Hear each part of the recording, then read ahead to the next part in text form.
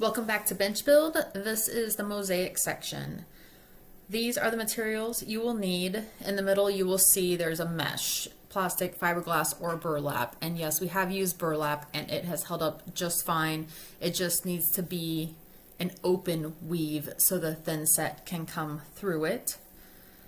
Tiles, I recommend getting ones that have some type of texture on the back, so plates and things like that don't always stick as well. These are the tools you will need.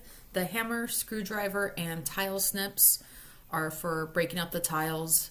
You do not need a tile saw. If you have one, it can be handy, but it is not necessary. In order to facilitate the artist, we provide templates so they can do thumbnail sketches. This one is of the toadstool bench. This one is of the larger double bench. This slide shows the original art by one of the students doing a variety of options and thumbnail sketches for the toadstool bench. This is a cleaned up version by the project partner, as well as additions by the project partner for the big bench and the other toadstool bench. This is the final artwork that we cleaned up. So making sure that the sections of color were big enough that they could be mosaiced in. Also eliminating some of the smaller details that could not be done. So the little people, the fine line details that were in the water drops, etc. In order to do the mosaics, we need to make templates for the mosaics to be built over that the youth can trace the big picture on and then literally kind of paint by numbers with the tiles. To do that, we're using literally paper grocery bags because they're handy. You can usually get them for free. And we just tape them together so break them apart and then tape them to the sides of the bench that we need. So this one's already kind of mostly done. This is the side wall. So with the mosaic on the benches in particular, we gotta be careful not to really try to do these curved parts because the sharp corners of broken tiles can be hazardous. So we're just doing the front side. So you can see the template here. It's a little shy of the top and the bottom. Just to make sure we don't end up in the curve. And then the top one is taped together in a square. I'm just gonna cut it out into the circle just inside. Again, that drop off. And then this template will be done, and then we'll start on the big bench.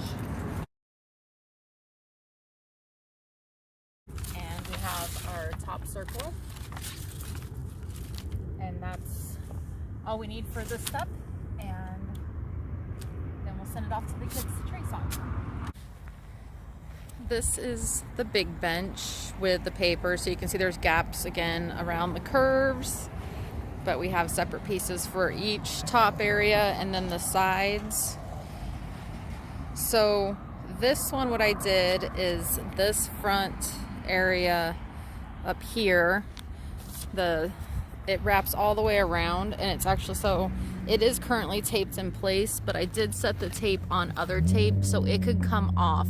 So the back piece will be separate, and then the side pieces are connected to the front so that it is one continuous piece, and the back piece can be slid around to see how well it connects to the edge pieces. But that's it. So we'll fold it up and then take it to the students to use as their template.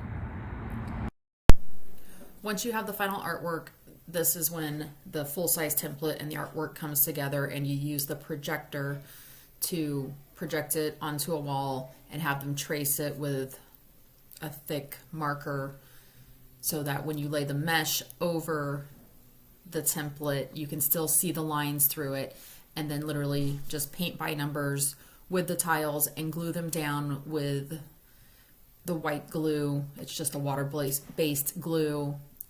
Try not to go too crazy, or it does stick to the paper too much, and then you end up spending a lot of time pulling a bunch of paper off. Once you have the mosaic completely built, it is time for the install. If it is a larger mosaic, you will want to cut it into sections, which just makes it easier to move around and to install. First day, you do the thin set, let that dry as long as it says is required, making sure all the tiles are cleaned off and have no thin set stuck to them before you leave. And then the next day, you add the grout. This is the day you will spend a good portion of time cleaning the tiles and making sure that there's no film or chunks of grout stuck to the tiles.